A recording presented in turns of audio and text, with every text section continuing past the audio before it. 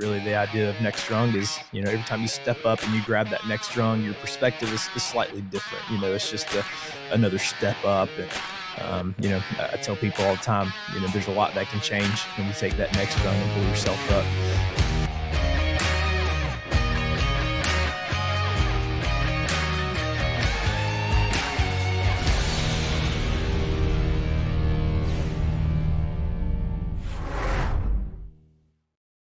Hello, everybody. Welcome back to the First Things First, a show where we talk about setting our priorities in the right order to help us fall in love with the job again.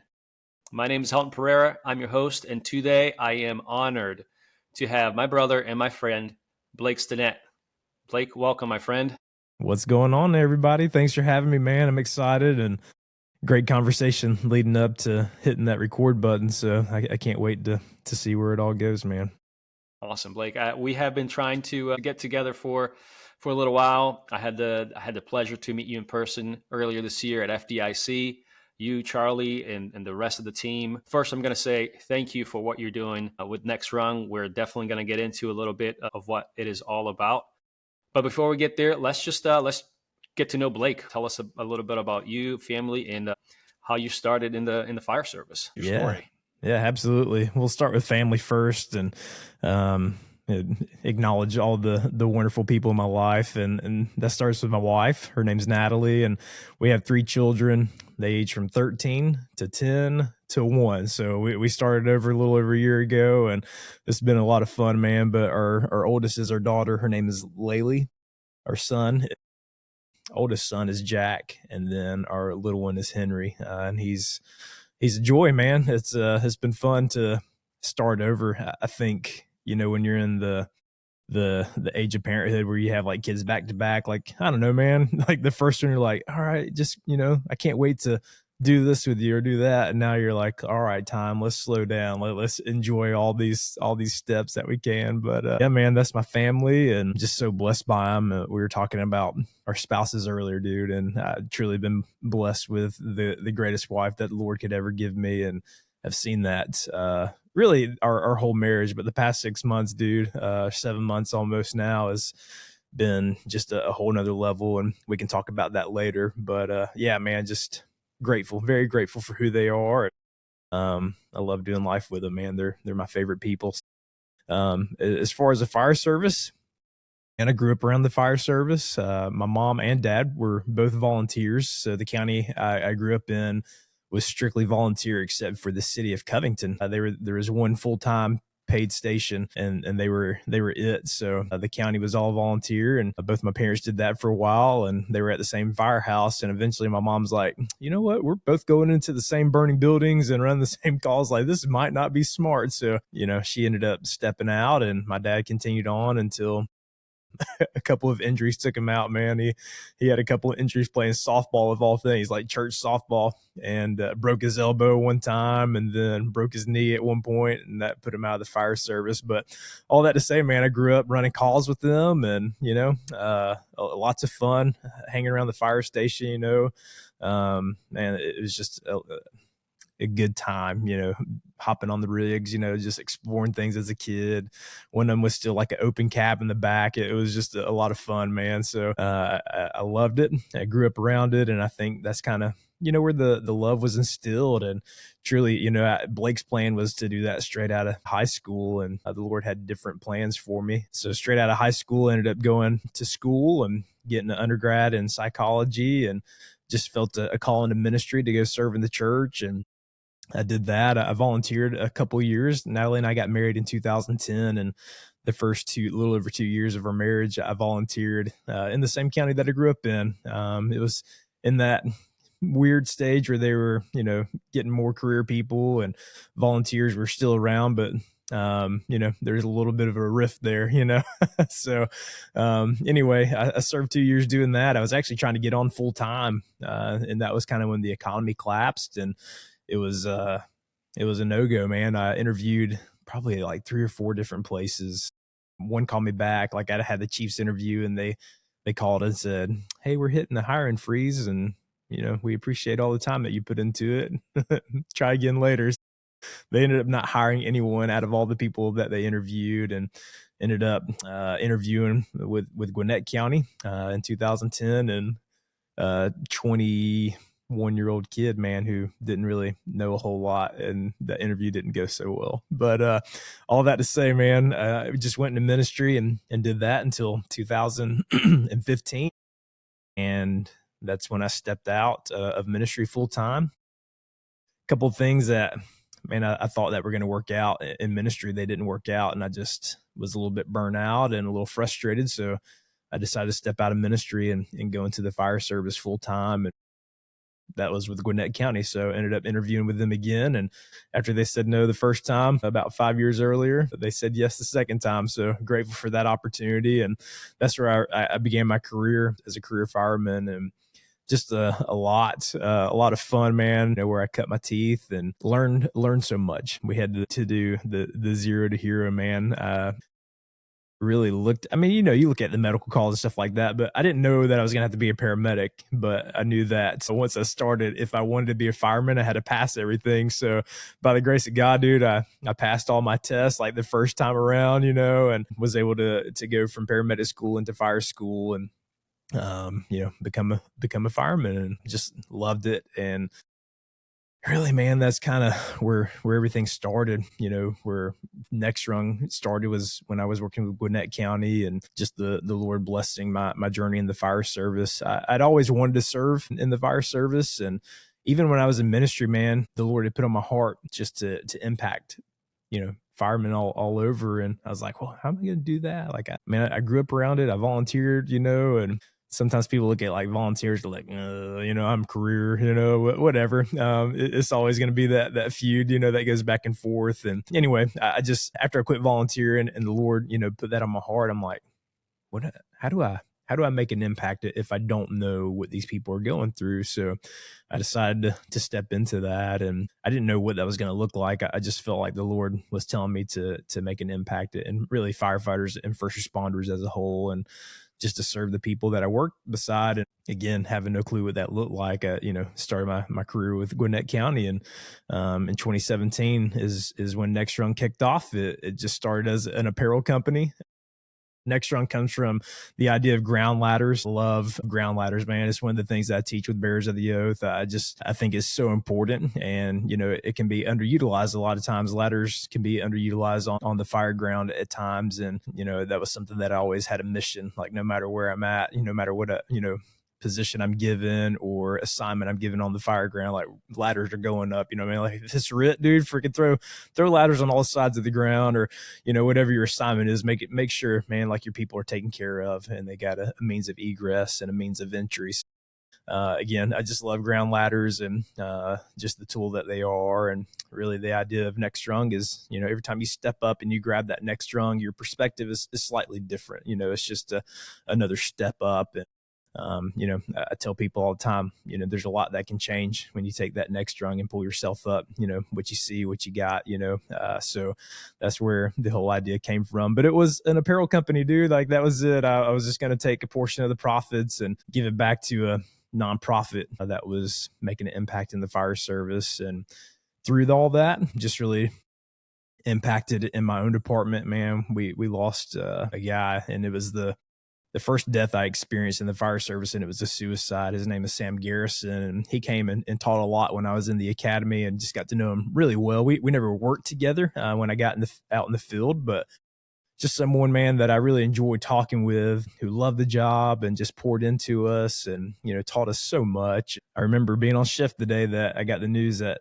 Sam had taken his life, and it just took me back, man. Like, I didn't know that this was an issue. And I was like, well, is this an issue just here? Like, where I'm working? Is this an issue all over? And just started doing some research on it. And I started to find out, man, like, this is an issue across the United States. It's not just in Georgia. It's not just in my department that I work for. It's everywhere. And I was surprised by that. I'm still new in the fire service, obviously, just getting an understanding. But man, when Sam took his life, it really impacted me. And I was like, man, we got to do something different. How do we give back to mental health, and what does that look like? And I brought Charlie Brown on. He's man, my my equal, my counterpart in Next Rung. And I was like, dude, I can't do this alone. I need some help. And we decided to take off with Next Rung. We continued the apparel aspect of it. And eventually we were like, all right, man, what's our mission here? What are we going to do? And the physical health is being taken care of. There's so many great pages out there and organizations doing stuff with the physical aspect of the job. What about the mental health issues and, having an undergrad in psychology and the things that had happened in my life? And Charlie had been in the fire service for a while at that point and had his own experiences. We decided to put our money where our mouth is, and we became that nonprofit that we were hoping to give back to. And we got a letter in the mail December 28th, says you're a nonprofit. So anyway, we started a helpline, and just a Google number, dude. It was a Google number. We set it up and we're like, okay, with Next Rung, like we can talk about the mental health. We can tell people they need to seek help, but I mean, words without action are dead, and we wanted to be able to be the place that people could go. All of this is, trial by fire, dude. Like we didn't know what we were getting into, fully, but we just knew we wanted to help people. So Charlie and I started Next Rung and made it into what it is, and have built a wonderful team as far as that looks like. So I mean that all that leads from the fire service into that, and it's just incredible. We have a wonderful team, man, and just we have a staff, that runs Next Rung. That's myself and Charlie, Caleb Gressman, who is our director of peer support. We got Robert Arietta, who's our director of clinical services, and then Jennifer Henderson. She's the director of like fundraising. So anything fundraising wise, helping us raise money. She does a terrific job on that, and everyone has poured so much into it. And so I just want to mention them because they're all incredible people, and what we do wouldn't be possible without them. But that was pretty early into my fire service career. I had a lot of, doubts, because I'm still a new fireman. I'm like, who is going to want to listen to this rookie fireman, that's coming out trying to make a difference? So I battled with that for a little while, man, truly, because I didn't know if what I had to say would be valued, but I just knew the Lord had put something on my heart to make a difference. I didn't know it was going to be Next Rung and what it is today, but obviously he did, and gave us that dream and that mission. So, I mean, a majority of my fire service career has been right along with Next Rung, and it's been a huge blessing. So I've been in for a little over 12 years now, and a couple of that, like I said, was volunteer years, and then 10 years career. So it's just been a huge blessing, man, a blast, and something I could have never thought of for myself, but I love it, man. Currently, so I went from Gwinnett, man. I was there for nearly 3 years and left to go to Sandy Springs, and that's where I'd been serving for the past 7.5 years. And in October of 23, man, I felt like the Lord was calling me back to full-time ministry. So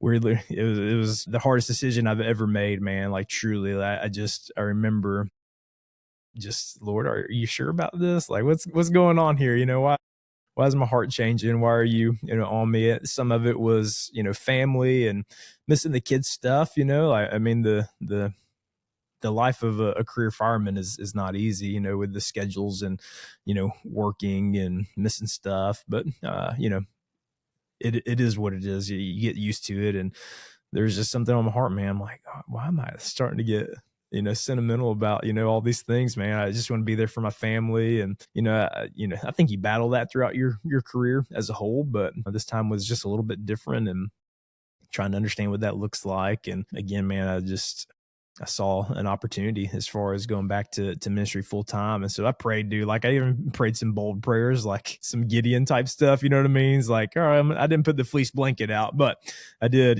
just prayed to the Lord. I'm like, all right, Lord, if you want me to do this, the next 2 shifts, we're not going to run a call after midnight. And that was the prayer that I prayed, dude, like not to test the Lord, like, prove yourself, but just so I could have that confirmation. And the first night, dude, the first shift, we, go to sleep, and I'm like, all right, Lord, here it is. So, give it to him. Do we get toned out and we make it down to the bay, and I'm, about to step on the rig and we get canceled off the bat. I'm like, all right, that doesn't count. You know what I mean? Like we never turned out. I was like, all right, Lord, like, all right, I got you. All right. So like next shift, I was like, there's no way, dude, we're not going to run a single call. We didn't run a single call the entire night, dude. I'm like, all right, I can't, that's undeniable to me. So, that was about a couple months before I actually stepped away. And I remember the week leading up to when I was going to leave, dude. I was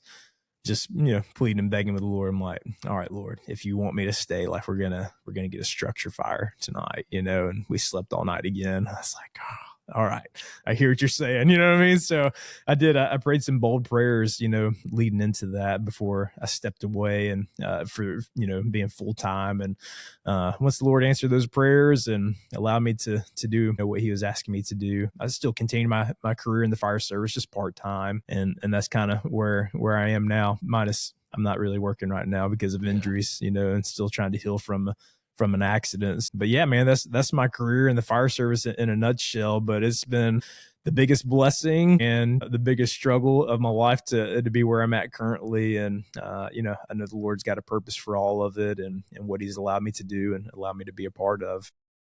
That's awesome, Blake. That's, a snapshot that you gave us. That's what God has called you to do up to this point, and there's more to be done after this chapter of your life. You shared a little bit, but how do I know if I'm being called into the fire service, or in your case, out of the fire service? What are some of the things that they can perhaps look into to figure out what God's will is for their life? Yeah, man, I think prayer is such a huge part of it, man. Truly, like I don't know where else you start. I mean, we can obviously like reading scripture, we can, be a part of church and so many things. But I truly believe our relationship with the Lord and being called to that. Like for me, as a Christian, like that's where I look to first.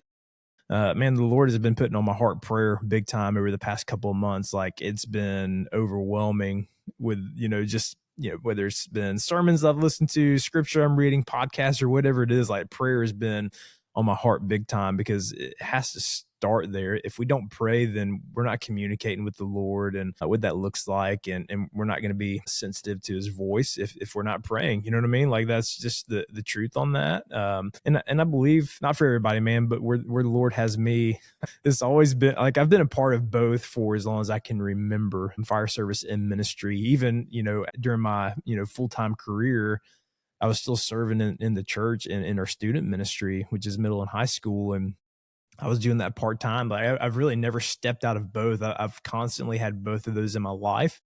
And sometimes I think it's like a balance, like which one is getting more of the weight, so to speak, at this moment in my life. And right now that's in ministry. So I just have to listen to the Lord on that. And I've also found out that He's not scared to call you somewhere for a little while and then to put you right back somewhere else. I'm asking, all the time, all right, Lord, what is it that you would have me to do? Because when I was younger, I thought like, okay, ministry is going to be my career forever. And then, you get nearly 5 years in and, I stepped out of ministry into the fire service, and the Lord has blessed it so much, man. Like I could have never dreamed it up, honestly. And I'm just very thankful that He's allowed me to be a part of the things that He's given me as far as Next Rung in the fire service. And man, just the people, dude, like it's the coolest thing ever. But I think you have to surround yourself with great people, people who understand, and people who are going to be supportive and, just pray over you as well, and be there to support you in who you are, man. Like it's the mission of your heart. I think that's one of the biggest things is you have to understand who you are, and that your career doesn't define what that is, but it's the mission of your heart and who you are as a person. That, man, no matter where I go, I want to be the same person. And I had a mentor of mine ask me that. He's like, Blake, if I stripped everything away from you, if I strip your job, your family, everything, like who would you be? And we talked through that, and by the end of that conversation, he's like, dude, the idea of that is you don't change who you are, your heart and your mission as a person to serve other people doesn't change. And I want you to see that. I want you to understand that you are who you are, no matter where you're at. And the question he asked me is like, if I stripped you out of the fire service and ministry, and I put you into a call center,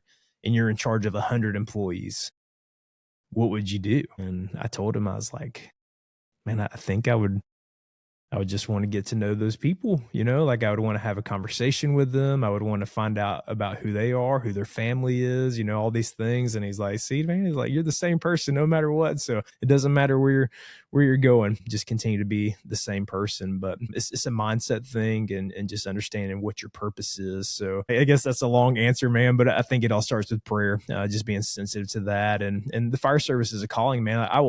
I don't know what it looks like for the future in Blake's life. That's up to the Lord and what he calls me to do. But I know this, that where I'm at right now, serving in ministry full time, like I'm still going to be a part of the fire service, whether that's part time, or if he's like, all right, it's time for you to go back full time, then okay, I'm going to serve there full time and I'm still going to serve in the church. You know what I mean? Like none of that changes, man. It's really, where does your income come from? You know what I mean? Like that's kind of where that changes. But my heart and purpose, they never change in that. That's awesome, brother. Just hearing you talk about that and prayer and reading the Bible and pouring ourselves and putting God first. It is one of the things that I believe in, the first things first. We talked about a little bit before we started recording, that first comes God, then family, then our well-being, our fitness, and then firefighting comes last, right? So I shared with you a little bit about my story about how I felt hesitant kind of starting putting the first things first together, because I felt like I didn't have a good enough story to share with people. Being a Christian all my life, I felt like my story didn't really match with the fire department. I didn't have a cool story to tell or to share with people until God called me and said, hey, listen, just because you are Christian in the fire service doesn't mean you can't serve me in the fire service. You obviously have that passion of serving people, but how can we live out that long haul Christian life? Yeah. How do we live that out? Yeah, man, it is tough, and I think we all have our own battles that we face, whether you've been a Christian since you're a young kid, or you decided to put your faith in Christ at a later time in your life. Like everybody's story is different. Some people have these incredible pasts where they run from God, and they run towards everything else, and then they find the Lord and their life changes. And those are incredible stories that are impactful. But I think there's also something to be said for someone who's been a Christian from a young age and battling through life, trying to figure out, how do I continue to remain who the Lord asked me to be, while also fighting the things that come from the world, because the world tells us, how we're supposed to be and what that should be like, or that we don't have to answer to anyone else. And there's so much that, gosh, dude, it's a constant battle of saying, man, I just want to do what's good. And obviously, man, we make mistakes, we fall, we're not perfect. Like even as Christians, even for myself, man, like I've made mistakes and, things where I have to go back and apologize, or, apologize to the Lord because I haven't been, the best example, of what a Christian looks like. And, that's a difficult thing as well, is to maintain that, because even, someone who's a Christian from a young age, like you're still learning what it looks like to have a relationship with the Lord and to follow him and to be obedient to what he calls you to do, and to serve him and to go into the world and make it a better place, and to tell other people about who he is. And that's not easy, man. Like we're all fighting things. We're all experiencing life in different ways. And I kind of felt the same, even as I started Next Rung, and in my career, like I've been so blessed with the way that the Lord has allowed me to process through the things that have come along with that, man. I've had some gnarly calls, and been a part of some things that no one would ever want to be a part of, and just the fact that he allows me to process through that, and to do it in a way where I'm able to let that stuff go. Like I'm so blessed by that, and just so thankful. And I've always thought, man, like I don't have an incredible story either. The Lord's allowed me to be part of some really cool stuff, and Next Rung being one of those, and being a follower of him is the greatest decision I've ever made. But outside of getting married and having children, like I feel like some of the stuff's pretty average in a sense. And then, New Year's Eve, man, of last year, like I mean, all that stuff changed for me, like how I look at life and how I, operate and maneuver through life right now is so different, man. And um it's been people are gonna be like, dude, you're a weirdo. But it's been the biggest blessing, man. Like, I wouldn't wish it on anyone. And if I could go back and change it, I think I would. I don't want to be where I'm at in a sense. Like, I wouldn't choose that for myself, but the Lord allowed that to happen in my life. And man, I'm just moving through it. Truly, the only thing I can say is that you just have to keep moving through it, man. Like, you can choose to give up, but what good is that going to do for yourself just to accept defeat, man? Like, I'm not a good loser, dude. I'm a bad loser. I want to win so badly. So, I look at this as a race, of just continuing to work through, what is life right now, and just overcoming all the hurdles that have come my way the past nearly 7 months. And I don't know if that answers your question, man, but it's kind of where I'm at. It does. And the thing that I think it leads to, it's a question that I always ask people. Did the event of December 31st or anything else at any point in your career has caused you to fall out of love with this job? It's a job that we love. It's something that we feel called to. And we've already shared some of the things that comes with the job, the trauma, the sleepless nights, the tiresomeness, the missing days with the wife and the kids at home. Like, has any of that caused you to at any point be out of love with the job? Yeah, I don't know that there's been any one thing that has made me look at the fire service and say, man, I don't want to be a part of this anymore, but I think there are times where I have, had those questions on my heart and on my mind of, and is this is it worth it? Is it worth me missing stuff at home? Is it worth not being, in my own bed every night, being with my family, those things? And I think that conversation happens in everyone's head at some point, and I don't know that those things made me fall out of, love with the job. I think there are seasons where you just, you're battling with that of, could I do something a little bit different? What would it look like if I weren't here and I was doing something else? But I don't know that that ever made me fall out of love with the job to the point where I was willing to say, all right, man, I can't do this anymore. Like, I never got to that point, truly. There was one point in my career, man, where I had a new officer and it was just a lot different, and I was like, man, I'm miserable going to work. And he's actually one of my really good friends now, which is the craziest thing. So he was just new there, man, and he was a new officer, and just some of the things that expectations and things of that nature. I was like, man, this is not realistic. Like, I'm miserable coming to work, and eventually, like, I just had to sit down and have a conversation with him. And prior to that conversation, like, I was talking to the guys on the crew, and I would call my wife, and I'm like, Natalie, I am miserable being at work. Like, I don't even want to go to work right now because I'm not enjoying it. I'm not having fun. I feel like the expectations are, not real, or maybe that's just not what I'm used to. And anyway, all that to say, man, long story short, I ended up having a conversation with my new lieutenant, and he came into a crew of three guys that were already there. And we had put the heavy rescue, it was a squad, so we still ran, first do fire, stuff like that. But we had all of our technical rescue stuff, and he was new, man. Like, he didn't have any of those certs. It wasn't his fault, truly. I tell people all the time, like, he got put into a position that was almost impossible for him to, allow that to flow well. He was a new lieutenant, didn't have all these things. Great guy, great at the job, but he didn't have an idea of what technical rescue looked like outside of, just being, on the sidelines of seeing some things.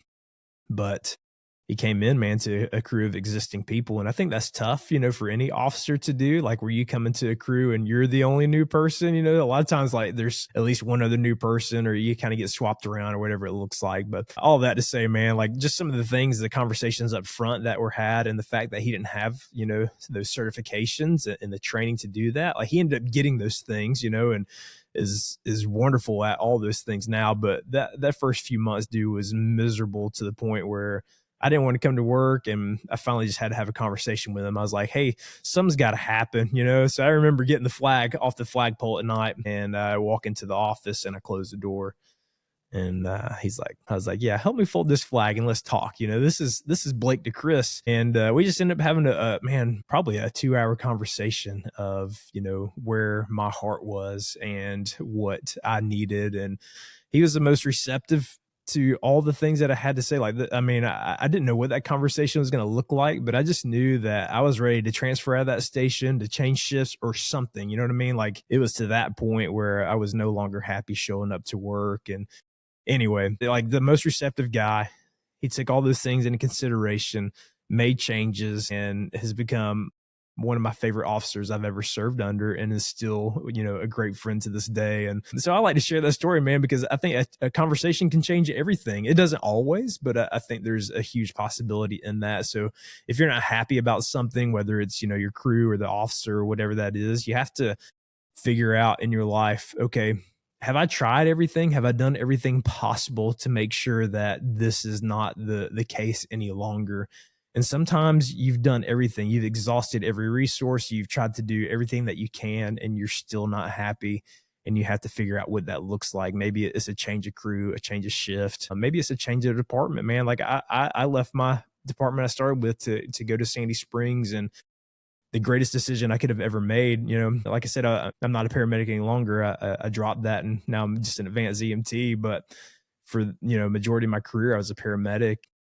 Um, the department I started with, dude, I was on a box probably like 8 out of 10 shifts. Man, I got to ride an engine maybe once or twice a month if I was lucky, and I was like, I can't live like this. I'm not going to go my whole career being, a paramedic on an ambulance. I came to be a fireman. So, and medical calls are obviously a huge part of what we do and a majority of the calls that we run. But I wanted to have the opportunity to fight fire and not be on a box most of the time. So I left. And again, for me, that was the best decision I could have made for myself and my career, because I wasn't happy being a paramedic, because it was something I was forced to do. It wasn't something I decided to do. And all that to say, man, conversations is looking at it and trying to figure out, okay, how do I maneuver through this career and allow myself to be excited about it? And you're going to meet trials. There's going to be things that you don't love, and you have to work through them, and you just got to wait the storm out. But some things I think you have to do for yourself as well.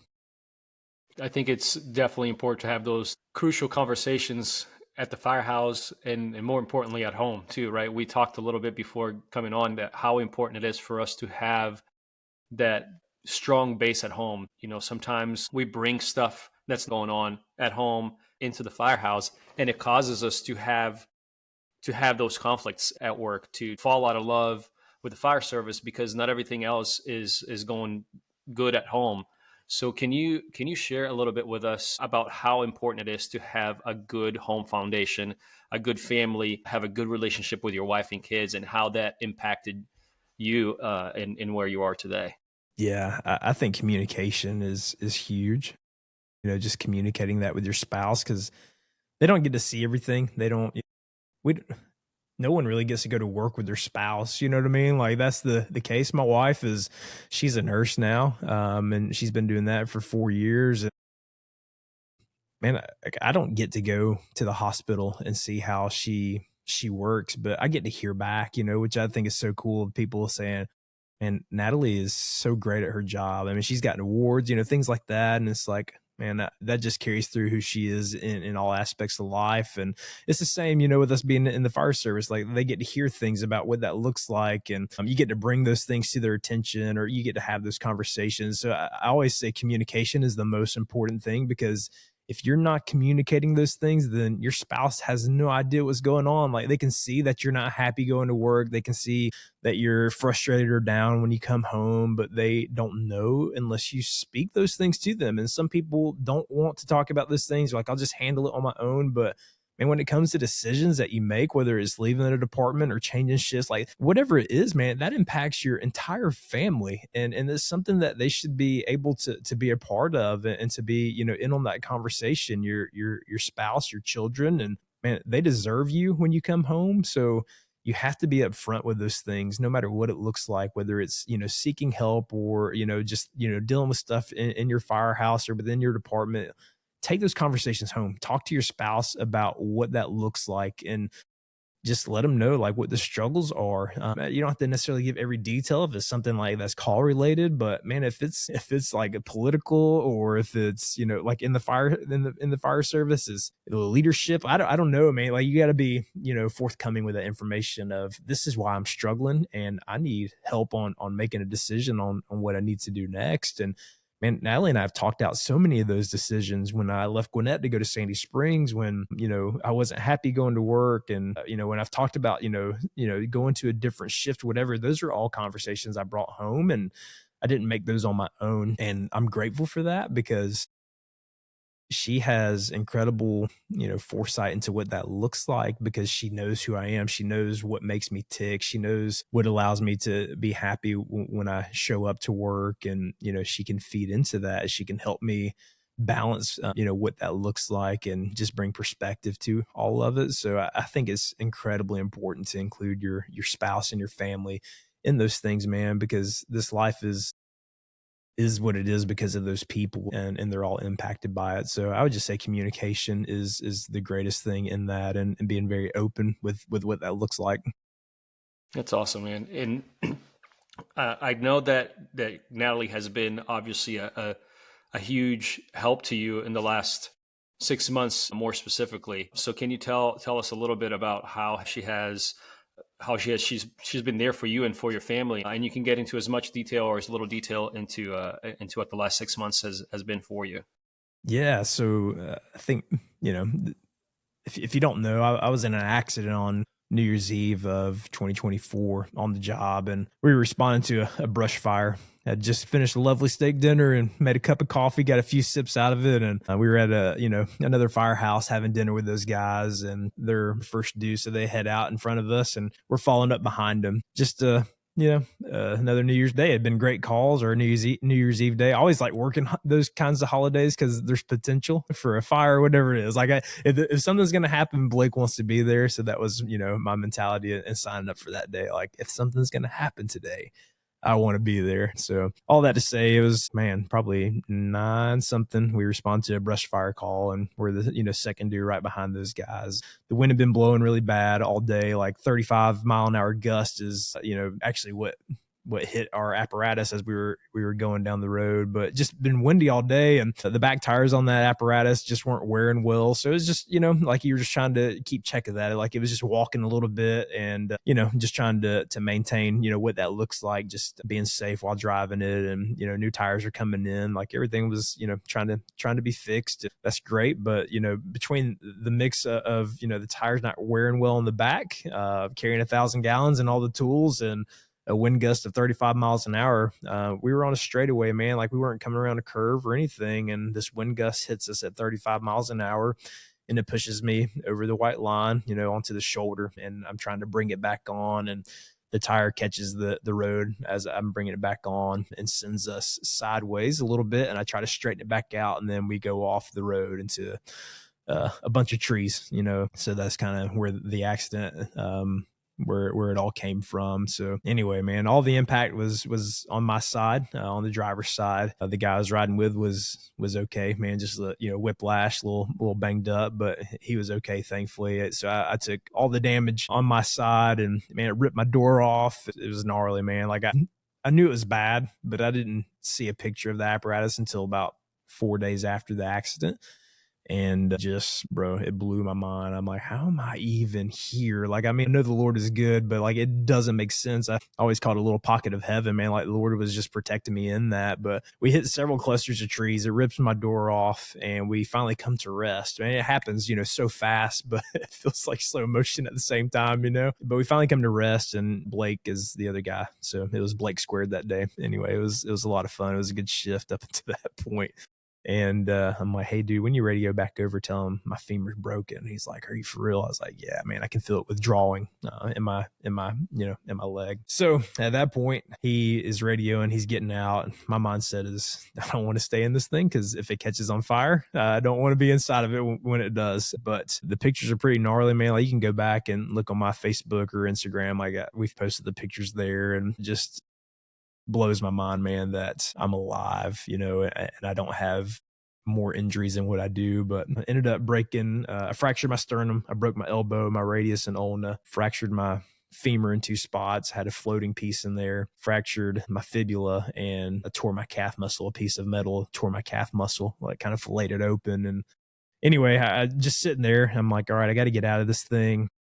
and I try to step down, and I obviously can't with my left leg. Like I didn't know the damage to it at that point, but I knew my femur was broken. After trying a couple of times to step down, I couldn't. So I finally just lower myself into the floorboard, and then I use a seatbelt to let myself out onto the ground. And I'm just laying there, and Blake comes back around and he drags me up to the road, and met there by a good friend of mine, Chris Mobley, who was not on shift that day. He's a paramedic, and he was picking his truck up down the road and saw the call come out, and he came on over. He works for Greene County as well, and just a great guy, man. He loves the Lord, and he's also very good at his job. So he starts stripping my clothes off and starting IVs on me, and they load me back up into the ambulance. And I remember on the way to the helicopter, they're flying me out, and normally they would have flown me into Atlanta to Grady, but the wind was so bad that they had to fly further east down to Augusta, because that's just the way that the wind was blowing that day.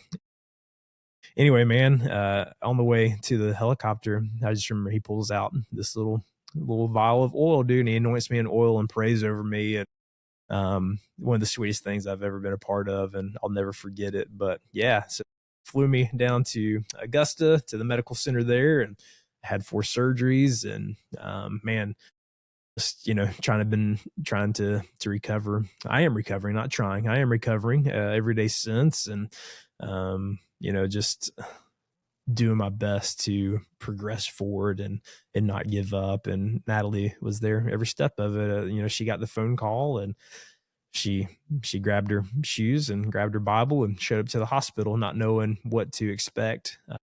And has been there every day since, and been by my side through all of it, and served me so well. You take vows in marriage, and one of them is for better or for worse. And I don't know that you think about that, when you're 21, 22 years old and getting married. You're just excited, and the vows are wonderful, and it's something that you hold to, but you don't know what that's going to look like, especially in this aspect of it. But man, I have always been very impressed with my wife and just how she serves and who she is. But the past 6 months have been nothing short of just the greatest thing, man. She's a saint, and she deserves, man, like, so much for it. And, I'm like, oh, I'm gonna repay you one day, but she's like, that's not what it, like. I just want, like, this is what I'm supposed to do. I'm your wife, and I'm gonna take care of you. But she has served me so well. The community around us has served us so well in the fire service, and the church, and so many other places, man. Like, I am blown away by who the people are that I've gotten to know just through starting Next Rung and being in the fire service, and everyone's just been so incredible. But my wife, man, she wins the award for all those things, and has been a trooper. Didn't go to work, just by my side, man, making sure, advocating for me through everything, and just man, I'm blown away. I tell people all the time, like, she is better than I deserve, man. The Lord knew exactly what I needed, and he has far exceeded my expectations, and so has Natalie and my family as a whole. But very grateful for all that. That's awesome, Blake. Thank you for sharing that. Thank you for being, open with such a vulnerable time in your life, in your career. I know you've been sharing this story a lot with a lot of people, and so I appreciate it. I know that other people appreciate you sharing that, and I think that that's part of why I'm here, and I started this, and part of why you started Next Rung is to not only have this conversation on a one-on-one, but be able to share these types of struggles and triumphs that they're real in our lives. It's not just something that we're reading in a book. I mean, it's it's something that you're quite literally living through right now. So I wanted to also give you an opportunity to talk a little bit more about exactly what Next Rung does, because you already explained how it started in the beginning of the show, but perhaps share a little bit with, if somebody is struggling, what are the things that they can do, and what are the things that Next Rung offers to people? Yeah, so Next Rung is a nonprofit, and we did that so that we could just give back to the people that reach out and utilize our services. So what we do is we offer peer support. That's kind of our first line of defense. We have a phone line that's available 7 days a week, and it's run by men and women who are on the job. And we do that specifically for a reason, so that when someone reaches out, they're not having to explain themselves. We know that you're getting someone just like you that has been a part of the fire service lifestyle, the first responder lifestyle, and they don't have to be caught up on everything that's going on in life because they're very familiar, and likely have faced some of the same things that you have. So when you text our number or when you reach out to us, you're going to get someone just like you. And man, I think that's the coolest thing because it just breaks down walls, it breaks down barriers right off the rip. Like you're not having to come in and be like, well, let me explain to you what this looks like. They know what that looks like. So it's just, hey, this is Next Rung. How can we help? And they'll lead into a conversation with whatever is going on in life. It doesn't have to be on the job related things. It can be personal life. We know that everyone faces things in personal life, and sometimes those things make the job more difficult, and then vice versa. Sometimes it's something that's happening on the job. It's not just the trauma.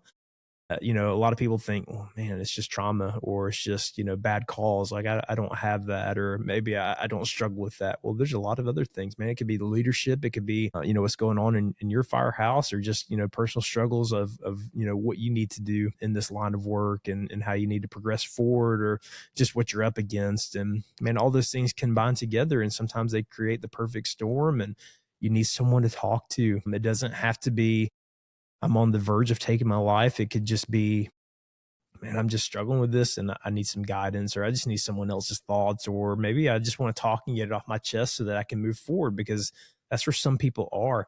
But again, there are some people who have reached out and will reach out where they are on the verge of thinking that, man, if I just end it all, like that's going to be the best option. And we just want to have a conversation with them and be able to talk with them through whatever that looks like, and walk with them. Our goal is to walk with them through whatever they're facing, and to help, guide them in that. And through those conversations, if peer support can handle that, then man, we are so grateful. But we also know that peer support might not be able to handle everything that someone's coming to us with. At that moment, we make a decision to say, hey, I think it'd be beneficial for you to reach out and get professional help, whether that's a counselor, a therapist, or maybe you need some sort of treatment. We send people not only to get therapy and counseling, but we send them to treatment centers because they're battling addiction, or they're battling mental health to the point where they have to step away from life and just reset, and they get everything that they need, in that time there in that treatment facility. And that's our goal, is just to be here to talk with people, and then to connect them back to those professional resources that they need, and we'll help provide financial assistance for those things. So for counseling, we give them 6 sessions right off the rip, like no questions asked. Let's get you in front of someone. This is, our priority. We always tell people we're acute care, we're not long term. So we're not here to help for years upon years, but we are here to help set what that looks like so that you can get the help that you deserve. And so that's what we do. If they need more than 6, we can give additional up to that. We have a cap on what that looks like, and we always talk with that person and say, hey, here's where we're at. This is what we can do. And then it's the same for the treatment centers. There have been times where we've been able to pay for the entire treatment. And then there's times where, financially we could say, hey, we can give you this much towards the time, or the cost of what treatment looks like. So just here to help people, connect them back to those places and the people that we've built relationships with, the counselors and the treatment centers, and get them the help that they deserve. Awesome, Mike. Thank you. Thank you so much for doing that, for you, Charlie, and everybody on the team that has put Next Rung together, who is serving the Next Rung, and who continues to push this mission forward. Well, obviously, you guys are offering all these things to us, to firefighters, first responders, but it comes at a cost, right? So how do you guys get to pay for that? And how can we assist you guys in continuing the mission going? Yeah, and you said something. We do help, obviously, our people, firefighters and first responders, but we're here for their family as well, their spouse, their children, their immediate family, because there are times where it takes, the whole family needing to heal to make it through whatever's going on. So if your spouse ever needs, counseling, or whatever it might be, your children, we're here to help with that as well. And have, place people in those things. We want the whole family to be able to operate and to heal through it. And sometimes it's, more the spouse are like, I can't, like, I got to have help, as we go through this, because I'm watching you go through these things and it's impacting me. The same for the kids.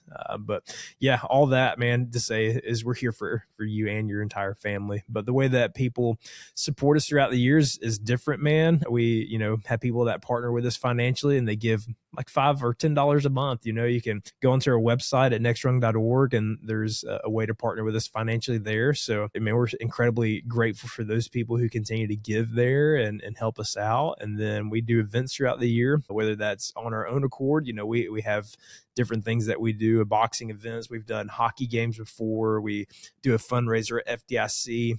People will do fundraisers for us throughout the year as well. Different organizations or businesses will sell a t-shirt or do some sort of fundraiser, and they'll give those proceeds back to Next Rung, man. Like all those things help. Every dollar is precious. So whether you give $1 or you give $1,000, we're going to be incredibly thankful for whatever it is that you give, because the money just goes back to continuing to help our brothers and sisters get the help that they deserve. Yeah, so we're doing and trying to do stuff throughout the entire year where people can be a part of that and give back and have an opportunity to serve in that way. Well, thank you, Blake. Thanks for sharing that with us, and thank you for being here, man, and spending your morning with me.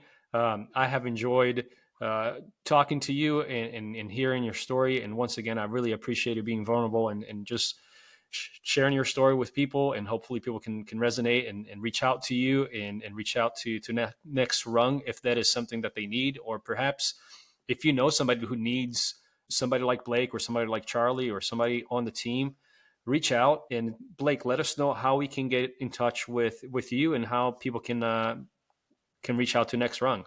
Yeah, absolutely. We're on Instagram, Facebook. We have a website, nextrung.org, and you can really find all the information that you need there. We're out and about, throughout the year as well, doing different events, whether it's different conferences or trainings, whatever it might be. Man, we're all over. If you want us to come out and talk about what we do, we're always happy to do that. And man, just looking for ways to be here as a resource. We know that what we do is man, it's different than what a lot of other people do. And we're here to give you a place that you can reach out to, and it's not attached to anything else that So there's just that anonymity in that, and just being able to provide something, to you, so you can say, and I can actually reach out to these people and not be worried about it getting back to my department or the people I work with. You could literally be, in the firehouse with the guys and send a text message to Next Rung asking for help, all while, being amongst your own people. And, we think that's cool, man. So, but yeah, so that's what we're here for, man, is just to help them, and they can find all those resources on our website or on our social media. So look for it there. We have so much that we've done, man. We've helped over 2,500 firefighters and first responders since we started in 2018. And we're just grateful for that. We're barely scratching the surface, man. There are so many people out there that we just want to continue to help it and be here for. That's awesome, Blake. Well, once again, guys, thank you so much for joining the conversation with Blake and I. And if this is something that you liked and enjoyed, please share with somebody, or leave a comment, and come back next time, and we'll see you then.